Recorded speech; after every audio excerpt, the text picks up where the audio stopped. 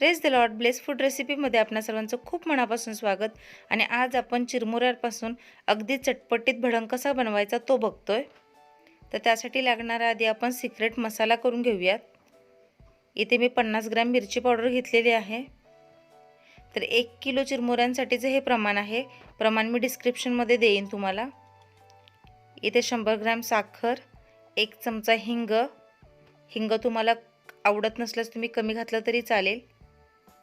100 gram फुटाणा डाळ म्हणजे डाळवं. तर हे 1 किलोसाठीचं प्रमाण आहे. मी इन डिटेल प्रमाण तुम्हाला डिस्क्रिप्शनमध्ये देईन, त्यानुसार तुम्ही कितपत करायचं ते बघा.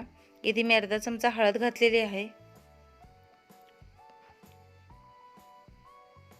1 मोठा चमचा भरून मीठ, 1 ते सव्वा चमचा मीठ घालायचं आहे.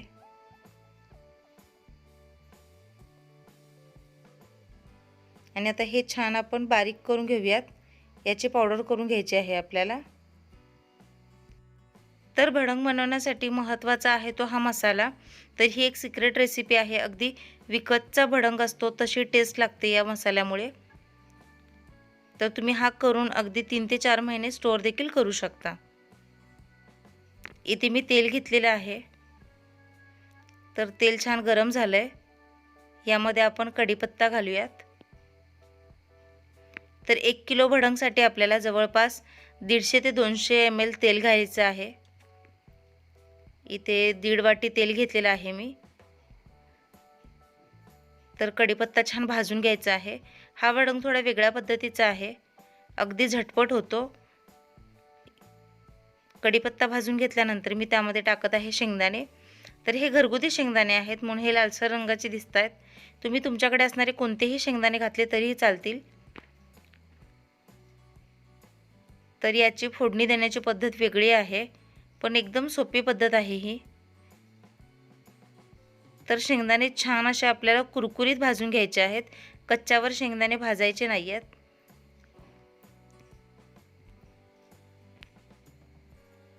तर हे बघा, हळूहळू शेंगदाण्यांचा रंग बदलतोय. शेंगदाणे छान भाजले की त्यामध्ये फुटाणा डाळ घालायची आहे. फुटाणा डाळ भाजलेलीच असते त्यामुळे त्याला जास्त वेळ लागत नाही. ही थोडी आपण तेलामध्ये परतून घेऊयात, जेणेकरून ते आणखी खुसखुशीत होईल. तर हा भडंग तयार करून ठेवला तर याच्यापासून भेळ बनवायला देखील खूप पटकन सोपं पडतं. छान असं परतून घ्यायचं आहे. तर यामध्ये आपण बाकीचं काहीच घालत नाही आहोत.